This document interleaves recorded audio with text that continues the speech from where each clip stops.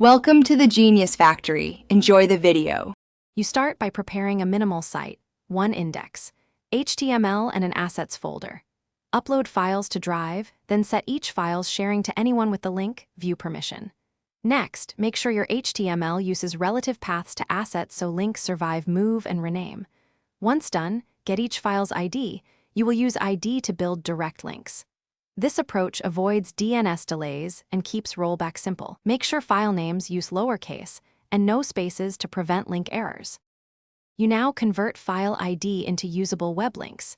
Assemble the Drive ID into the direct view pattern for static files and images. Then place that link inside a simple redirector or an HTML wrapper that points to your index file. This gives a pseudo root URL. Make sure the server returns the correct MIME type.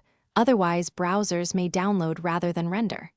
Once set, test in Chrome and Firefox, with cache disabled to confirm assets load and relative paths resolve correctly.